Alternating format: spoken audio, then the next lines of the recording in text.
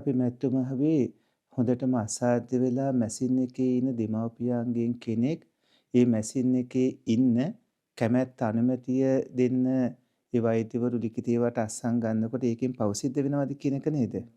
එයාගේ ජීවිතය ඒ කියන්නේ මැෂින් එකකින් ගලවන්න කලින් දරුවන්ගෙන් අවසර ඉල්ලනවා.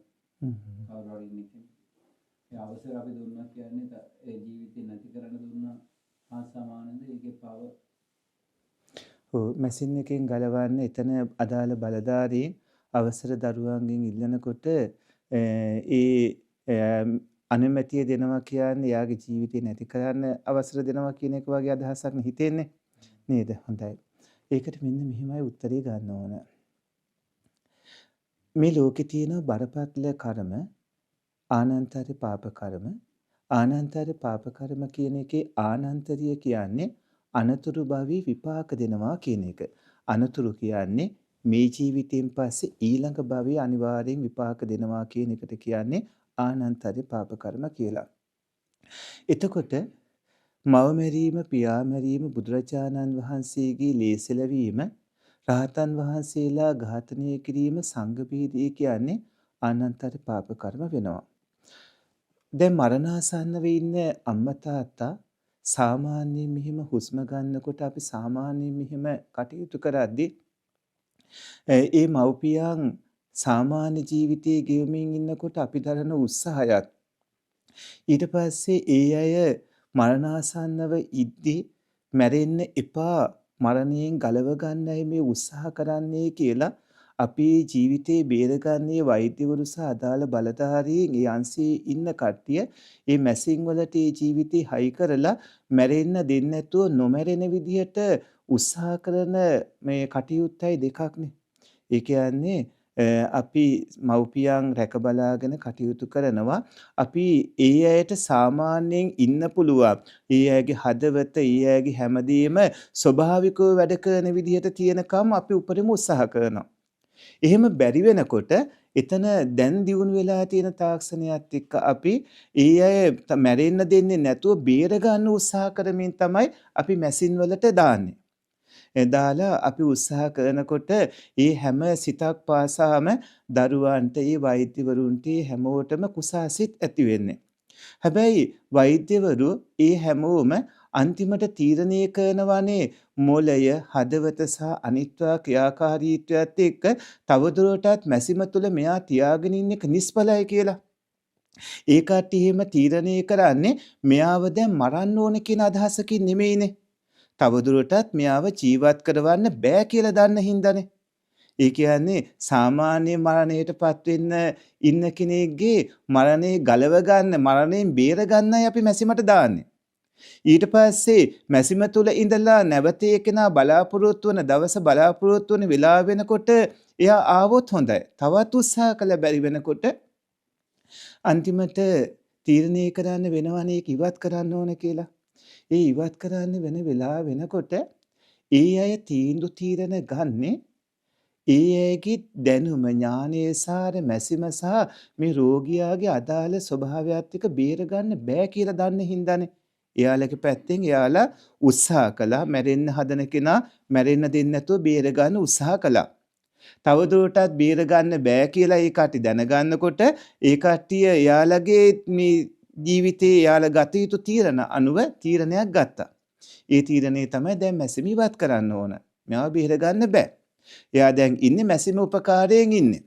ඒතකොට ඒ වෙලාවේදී පවතින නීතිය සහ විවිධ දේවල් එක්ක අදාළ රෝගියාගේ බලධාරියා අනුමැතිය දෙන්න ඕනේ, කැමැත්ත ගන්න ඕනේ. ඒ කැමැත්ත ගන්නේ දැන් ඔයා මෙයාව මරන්න කැමැත්ත දෙන්න ඕන කියලාද?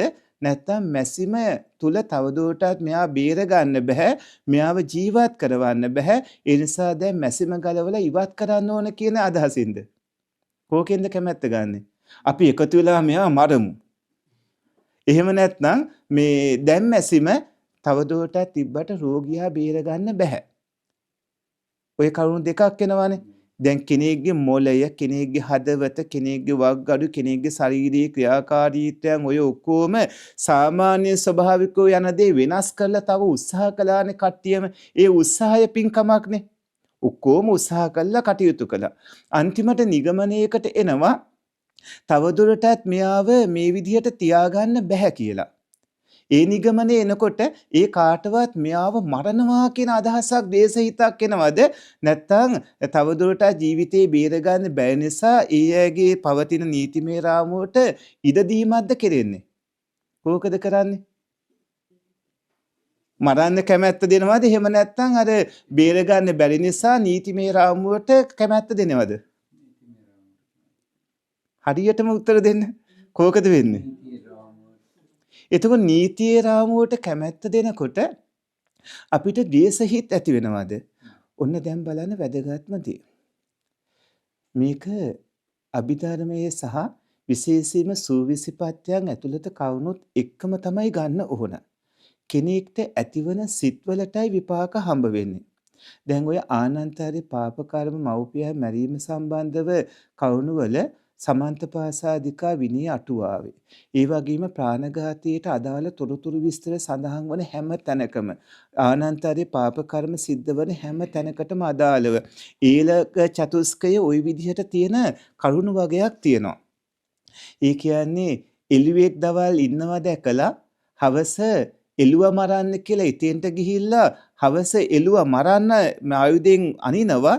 හැබැයි එතන ඉන්නේ අම්මා තාත්තා. අම්මා තාත්තා ඉඳලා අම්මා තාත්තට තමයි මේ පහර වැටලා ඒ මැරෙන්නේ. නමුත් හිතුවේ එළුවා මරන්න කියලා වැදුනේ අම්මා තාත්තට. අම්මා තාත්තා මැරුණා. එතකොට යාට ආනන්තරි පාප කර්ම වෙනවා. ඇයි මරණ චේතනාවෙන් එකලේ? මරණ චේතනාවක් තිබ්බ හින්දා එළුවා කියන අදහස තිබ්බත් මෙතන ප්‍රාණඝාතය වෙනවා. ඒ වගේම හතුරු පාර්ශවයක තාත්තා ඉන්නවා දකින්නවා. දැකලා තාත්තට හානියක් වෙන්නේ නැති වෙන්න වෙන හතුරෙක්ට මරන්න හිතාගෙන මෙහි ඉඳලා ඊතලයකින් විදිනවා. හැබැයි ඒකෙන් තාත්තා මැරෙනවා. වෙන කෙනෙක්ව මරන්න හිතාගෙන ඊතලෙ විදින්නේ මැරෙන්නේ තාත්තා. ආනන්තරි පාප කර්මෙ වෙනවා. හැබැයි හතුරු පාර්ශවයක තාත්තා ඉන්නවා. තාත්තවත් කවුරුවත් මරන්න හිතාගන්නේ නැතුව ඊතලයක් විදිනවා. තාත්තට වදිනවා. ආනන්තරි පාප කර්මෙ වෙන්නේ නැහැ. ආයුධයක් සුද්ධ කරන්න හිතාගෙන පිදුරු ගොඩකට ආයුධය මෙහෙම ගහනවා. ආයුධය පිරිසුදු කරන්න හිතාගෙන. ඉන්නේ එතන තාත්තා හරි අම්මා හරි. පිදුරු ගොඩකට ගහන්නේ මාන චේතනාවක් නැතුව ගහන්නේ. මේ පිදුරු ගොඩේ සුද්ධ කරන්න හිතාගෙන. ඒ කෙනා මැරෙනවා. ආනන්තරි පාප කර්මයක් වෙනවද නැද්ද? වෙන්නේ නැහැ. චේතනාවක් නැති හින්දා. එතකොට මෙතන චේතනාව තියෙන්න ඕන. චේතනාව කියන්නේ කර්මයට. එතකොට චේතනාව කියලා කියන්නේ හිතත් හිතේ යෙත්න චෛතසික ධර්මාත් ඒ කටයුතු වල යොදවාලන ධර්මතාවයට. චේතනාවෙන් කරන්නේ ඇති වුණු අකුසල් සිත සහ කුසල් සිත ඒ සිත්වල යෙදෙන විවිධ චෛතසික ධර්ම ඒ කටයුත්තේ යොදවාලන එකයි කරන්නේ. එයාගේ හිත ඇතුලේ තියෙන අනුසේ මට්ටමේ නිදාගෙන වගේ කෙලෙස්. හිතේ කැකෑරෙමින් ඕව යෙදෙනවා නම් ඕවට කියන්නේ අපි කැකෑරෙමින් හිතේ යෙදෙනකොට කියන්නේ පරිඋට්ටාන මට්ටම කියලා. ඊට පස්සේ වීතික්කම උතුරා ගලාගෙන යනවා වගේ අතින් පයින් අපි ඒව කරන විදිහක් තියෙනවා. දැන් අපේ පින්වතුන් අද දානි පූජා කරද්දී ගොඩාක් මහන්සිලා පින්කම කළානේ. එතකොට වළඳන්න බැරි තරම් පිරිලා මේ සෙත් නේද? එතකොට ඔය ඇත්තෝ මෙච්චර සද්ධාවෙන් මේවා සූදානම් කරගන්නකොට දින සති ලොකු මහන්සියක් සූදානමක්. දැන් අද වගේ සතියක දවසක එංගලන්තේ වගේ තැනක රස්සාවල් වලින් මෙහෙම කට්ටිය එනවා කියන්නේ නේද? මේ වගේ වැඩ කරන දවසක. එතකොට ඔය ඇත්තෝ මෙහෙම හොඳ පෙර සූදානමක් ඇතුව මේ වගේ දාන කටයුතු කරලා පිළිගන්නන වෙලාව වෙනකොට ඔබ අතින් පිළිගන්නද්දී ඔබට ඒකට ඇති වෙනවා සිතක්. ඒ සිත නිසා ඇති වෙනවා චිත්තකිරිය වායෝ ධාතුව. චිත්තකිරිය වායෝ ධාතුව නිසා ඇති වෙනවා කාය විඤ්ඤාතිය. ඒ නිසා තමයි අපි අත උස්සලා මේක පිළිගන්නන්නේ. අපි අතින් දානි පිළිගන්නනකොට ඒකට අදාළව ඇති උනේ චිත්තකිරිය වායෝ ධාතුව කාය විඤ්ඤාතිය අතින් අපි ඒ දේ කළා. එතකොට චිත්තකිරිය වායෝ ධාතුව ඇති කලේ අපට ඇති වුණු සිත. එතකොට සිත්වල ඒ අකුසල ධර්ම හරි කුසල ධර්ම හරි දානේ නම් කුසල්නේ. එතකොට ඒ සෝබන සාදාන චෛතසික ටිකත් එක්ක ඒ මේ වැලකීමේ අනිකුත් කවුණු සහ ඒවත් එක්ක මේ සබ්බජීත සාදාන ওই චෛතසිකයි ඒ යෙදුණු චෛතසික ඒ කටයුතු වල යොදවාලමින් තමන්ගේ කටයුත්තත් කරන ප්‍රබල චේතනාව ඇති වුණා. දැන් ওই ටික අභිධර්ම ඥානයේ ඕන මේ ප්‍රශ්නේ විසඳ ගන්න. මොකද මේ ප්‍රශ්නේදී දැන් ලෝකෙ හුඟක් කට්ටිය හිතන් ඉන්නේ ඕක අනන්තරේ පාප කර්ම කියලා. සමහර හාමුදුරුවෝත් ඕක කියනවා. එතකොට සමහර අය බය වෙනවා. දැන් සමහර කට්ටිය මේ හිතන් ඉන්නේ දැන් බහුතරයක් දැන් අද කාලේ අසාධ්‍ය වෙනකොටම දැඩි සත්කාර ඒකකේ දාලා ඔය වැඩි කරනවනේ. අනුමැතිය ගන්න බැරි වෙලා යනවා. නමුත් අනුමැතිය ගන්න දරුවන්ගෙන් කැමැත්ත ගන්න කටයුතු කරනකොට දරුවන්ට ආනන්තරේ පාප කර්මේ බහුතරයක් වෙන්නේ නැහැ. හැබැයි වෙනම මෙහෙම වුණොත් අනේ උදේත් මං තාත්තා බලන්න ගියා ඊයේත් බලන්න ගියා මොන කරදරයක්ද ඉක්මනින් මැරිලා ගියා නම් දැන් අනිත් නෑ එහෙම හිතෙනවා කට්ටියට. දැන් අපි ලක්ෂ ගාණක් සෙනග ආශ්‍රය කරනවානේ. කටින් කියනවට වඩා අපි දන්නවනේ ඒක සමහර එහෙම හිතනවා. සමහර අය මේ පවුලේ නෑදෑයෝ තමයි ගොඩක් ඕක කරන්නේ. අර මිනිස්සයා ඊයේත් ඉස්පිරිතාලේ රස්සාවට යන ඉස්පිරිතාලේ නිදා ගන්නවත් විදියක් නෑ. ඔය පණ ඇදදී ඉන්න නැතුව අර මහ මිනිහා මලහනම් ඉවරයිනේ. එහෙම කියනවා කට්ටිය. එහෙම කියලා හිතට වැදිලා මෙයාත් හිතනවා නම් අනේ මේ ඉක්මනීම ගියා නම් ඉවරයිනේ මොකද්ද මේ පණ හැදෑදී ඉන්න පුදුම වදයක් කරදරයක් නේ කියලා එහෙම හිතනකොට මරණ චේතනාව එන්නේ. අරක කියනකොටම මෙහෙම මේ අපි මේක අයින් කරමු මේ මැසිම ගලවමු කියනකොටම හොන්දට ඉහෙමොල හොන්දට සතුටින් පිනා ගිහිල්ලා කෝ ගන්න කියලා අස්සම් කරන තැනට එහෙම යනකොට එතන කෙලිම අනන්තර පාප කර්මෙ එනවා. එහෙම නැතුව සාමාන්‍යයෙන් ගුණධර්ම දන්න අය මව්පියෝ රැක බලා ගන්න අන්තිම හුස්ම හෙලනකන් උත්සාහ කරන බේර ගන්නනේ. අපිට අමාරුයිනේ අම්මා තාත්තා නැතුව එක දවසක් හරි ඉන්නනේ. අම්මා තාත්තා නැති වුණාට පස්සේ දවස් ගාණක් යනකොට අමාරුයි අර ඒ කෑම කන වෙලාවට කෝල් එක එන වෙලාවට ඒක අපිට දැනෙනකොට අපිට බෑ ඒක දරා ගන්න. එතකොට ඒ අය බේර ගන්න උත්සාහ කරනවා. උත්සාහ කරලා යම් වෙලාවක අපිට ඒකට අදාළ බලධාරීන් කියනවා දැන් මැසිම තුල හිටියට මෙයාව බේර ගන්න බෑ. ඒ කට්ටිය එක කියනවා දැන් මොලේ තත්ත්වය මේකයි දැන් හදවතේ තත්ත්වය මේකයි දැන් අපිට මෙහෙම කරන්න වෙනවා කියලා. එතකොට ස්වභාවිකව තිබ්බ එක වෙනස් කරලා එයාලා මැරෙන්න දෙන්නේ නැතුව උත්සාහ කළා බේර ගන්න බැරි වෙනකොට ඒ කට්ටියගේ උත්සාහයේත් එයාලා දන්න උපරිම තාක්ෂණික පහසුකම් එක්ක උපරිම උත්සාහ කළා අන්තිම නිගමනයට ඇවිල්ලා ඔබෙන් කැමැත්ත ගන්නවා නැත්තම් නඩු යනවානේ. නැත්තම් ප්‍රශ්න ගොඩයිනේ. ඔබෙන් කැමැත්ත අදාළ බලධාරියාගෙන් අරකට ගන්නෙ මරන්න කැමැත්ත නෙමෙයිනේ ගන්නෙ. අපි එකතු වෙලා මරමු කියලා මරන් දණ්ඩනේ දෙන්නේ නැහනේ. ඊතර කරන්නේ එයාලගේ නීත්‍යානුකූල රාම්‍ය අවශ්‍යතාවයක් ඉෂ්ට කරනවා. ඔය ඇත්තෝ කාටවත් ඔන්න තාත්තා අම්මා මරනවා කියලා අදහසක් එනවද මේ වෙලාවේ? නෑ තියෙන්නේ නීත්‍යානුකූල රාමුවට අදාළව අපි ඒකට අනුමැතියට එකඟ වෙන එක තියෙන්නේ. එතන වැදගත්ම දේ තමයි අපට ඒ වෙලාවේ ඇතිවන සිත්වල අකුසල චෛතසික 14 වන මෝහය අහිරිකේ අනුත්ථප්පේ උද්දච්චේ ලෝභේ දිට්ඨිය මානේ දෝසේ ඉස්සාමච්චරිය කුක්කුච්ච තිනමිද්ද විචිකිච්ඡා කියන ඔය 14 ඒ විතක්ක ਵਿਚාර අදිමොක්ක විරිය පීති ඡන්ද කියන ප්‍රකීනක 6 ඒ වාගේම සබ්බචිත්ත සාදාන වන පස්ස වේදනා සංඥා චේතනා ඒකාගතා ජීවිතින්දිය මනසිකාර ඔය කිව්ව අකුසල සිත්වල යෙදෙන චෛතසිකත් එක්ක අකුසල් සිත් ඇති වෙනවද නැද්ද කියන එකයි වැදගත්. පැහැදිලි නේද? එහෙම වුණොත් තමයි ආනන්තරේ පාප කර්මය වෙන්නේ. නැත්තම් ආනන්තරේ පාප කර්මය වෙන්නේ නැහැ. තේරුණාද හැමෝටම? හොඳයි. ඒ සම්බන්ධයෙන්ම හිතපු විදියට දැන් ඒ ඔතනදී ගොඩක් කරදරයක් අනේ නරවත් යන්නේ නැහැ කියන හිතනවට වැඩිය අනේ දුක් විඳිනවා නේද සෑහෙන්න ඊට වැඩිය හොඳයි නේද මේක දැන් අදාළලා ගියා නම් කියලා. එතකොට ඒ හිතෙන්නේ ඒක තමයි ගොඩක් වෙලාවට හිතෙන්නේ. අර කියන්නේ අයි මේ දුක් විඳින්න ඉන්නේ කියලා. ඒත් එතකොට එතන මරණ චේතනාව එනවද? ඔව් එනවා. මොකද දැන් හිතන්නකෝ හාවෙක් දුක් විඳ ඉන්නවා කියලා. හාව කැමතිද මරණවට? මේ ලෝකේ කිසිම සතෙක් කැමතිද එයාව මරනවට? මැරෙන්න කැමති නෑනේ.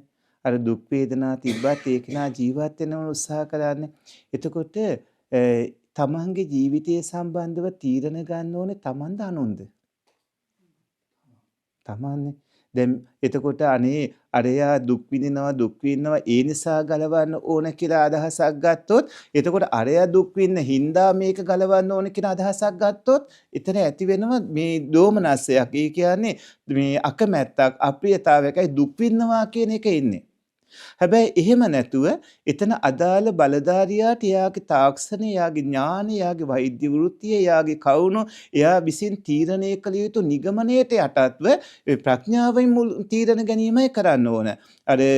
අරයා දුක් විඳිනවා, එයාට කරදරයි, එයාට අමාරුයි කියලා හිතලා ගලවන එක නෙමෙයි. අදාළ ඒ අංශයේ බාරව ඉන්න කෙනා යම්කිසි තීරණයකට එන්නේ එයාගේ ඥානයත් එක්ක තවදුරටත් ජීවිතේ බේර ගන්න බැයිද කියලා ප්‍රඥාවෙන්. එතකොට මේ නුවණින් ගන්න තීරණයට කැමැත්ත දීම එකක්. අරයා දුකින් ගලවනවා කියලා හිතලා මරණ එක අකුසලයක්. ඒක අනන්තර වෙනවා. බොහොම හොඳයි අහපු එක. මොකද ඔය ප්‍රශ්න ගොඩාක් අයට තියෙනවානේ. දැන් නම් අර පිට රටවල තමන්ගේ ජීවිතේ නැති කරගන්න ඒවත් අනුමැතිය දෙනව නේද? තියෙනවනේ. තව ගැටලු තියෙනවද?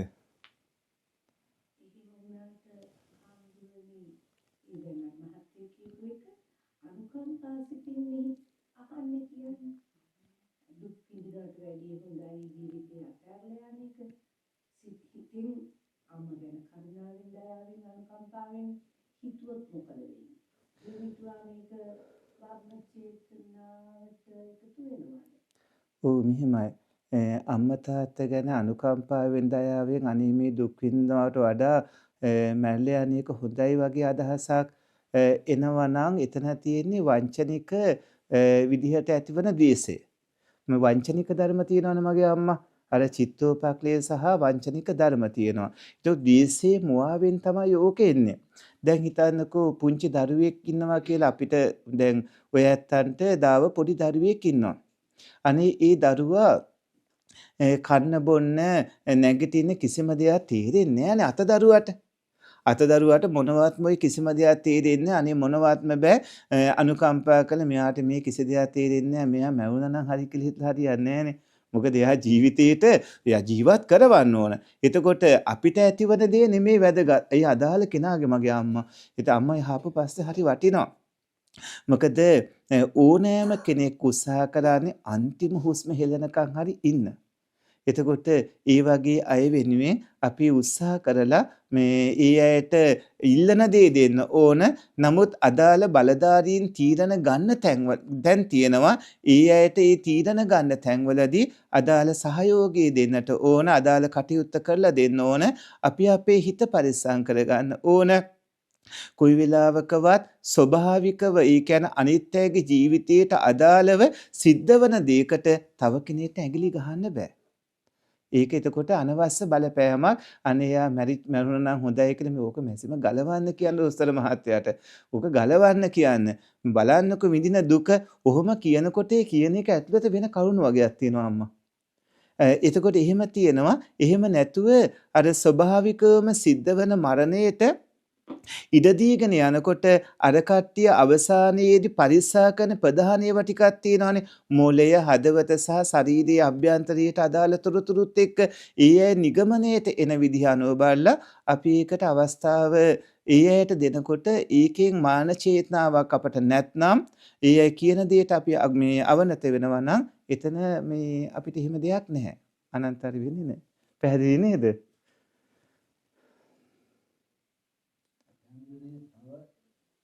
ප්‍රශ්නයක් මතුවෙනවා මේ අම්මට නැත්නම් තාත්තට ඉවස ගන්න බැරුව මේ පුතේ මට මොනහරි අසටිකක් දෙන්න නැත්නම් මේ වෙඩි කියලා දාන්න එහෙම කියලා කිව්වොත් එතකොට මොකන්ද ඉවස ගන්න බැරි කැක්කුම් වේදනා තිබිලා අනේ පුතේ මට වෙඩි තියලා දාන්නේ වහ ටිකක් දෙන්න හරි මොනවා හරි කියලා එහෙම කරව ගත්තොත් තාත්තා කියලා කරව ගත්තත් මෙයාට මරණවා කියන චේතනාව තියෙන හින්දා අනිවාර්යයෙන්ම අනන්තර පාප කර්ම වෙනවාමයි. තාත්තා කිව්වත් අම්මා කිව්වත් ඒ වෙලාවට ඒ අයගේ හිත හදලා කැක්කුම් වේදනා ඔතෙන්ට වැදගත් අර බහුසුතකම. ඒ වෙලාවේ එයාගේ හිත හදන්න ඕන අපි. කැක්කුම් වේදනා එනකොට ඒ තියෙන தત્ත්වයේ තේරුම් අරගෙන ඊට පස්සේ ඊළඟට වෙන්න පුළුවන් දේ මොකක්ද කියලා අපට අනුමාන කරගන්න පුළුවන් බහුසුතකම තියෙද්දි ඒ වගේ දේවල් ගොඩාක් දැකලා තියෙනවා නම් උදාහරණයකට උඩුබැලිය අතට අපේ ලෙඩෙක් දාලා තියෙනවා. අපි දන්නවනේ යා ඔහොමම ටික දවසක් ඉද්දී පිටපැත්තෙන් තැඹිලා ගෙඩි දාලා බුබුලු දාලා දියපට්ට දාලා පණු කුලි හැදලා ඔහොම එනවා කියලා. එතකොට අපි දන්නවනේ එහෙම ඉන්නකොට මලබද්ද එහෙම ඇති වෙලා වාතේ පිට වෙන්නේ නැති වෙනකොට මලපහ පිට වෙන්නේ නැති වෙනකොට වාතේ හිස පැත්තට හැමතැනටම ගියාම කැක්කුම් වේදනා එන අපිට තේරෙනවනේ සාමාන්‍ය බහුසුත කෙනාට තේරෙනවනේ බැලුව බැලමටම. එතකොට ඒත් එක්ක කල්ැතුව දැනුවත් කරන්න ඕන මෙන්න මෙහෙම වෙන්න පුළුවන් මෙහෙම වෙන අපි ඉවසමු මේකට අදාළ බෙහෙත් තියෙනවා අවශ්‍ය දේවල් එක්ක අන්තිම මොහොත වෙනකම් හිත හදාන්න උත්සාහ කරලා ওই වෙලාවට තමයි ධර්මයේ කියන ඖෂධය දෙන්න ඕන. ධර්මයේ කියන ඖෂධයෙන් කොහොම හරි මගපල් ලබන තැනටම හිත හදලා කියලා දීලා අපි මෙහෙම කරමු නේද මෙහෙම උත්සාහ කරමු නේද කියලා කල්යාණ මිත්‍රත්වයේ දෑත අන්තිම හුස්ම හෙලනකම අත්තරින් නැතුව මේ ඒ අවශ්‍ය සහාය දෙමින් කටයුතු කළා නම් හිත වෙනස් කරගන්න පුළුවන්. අපි එහෙම වෙනස් කරපු හිත තියෙනවා අපිටත් තියෙනවා අනේ හාමුදුරනේ මේ දුක් විඳින්න මැරලා ගියා නම් ඉවරයිනේ කියලා. නෑ එහෙම නෙමෙයි මෙහෙම කරන්න කියලා කමටහන් දීලා එහෙම හරි ගැස්සුවාම හිත ගානට වෙනස් වෙන අර කැක්කුන් දරාගෙන ඉවසගෙන භාවනා කරමින් ලෙඩ ඇඳේදී භාවනා කරමින් දියුණුවන අය ඉන්නවා. අපි හිත වෙනස් කරන්න ඕන. බොහොම හොඳයි ඒක අපේක.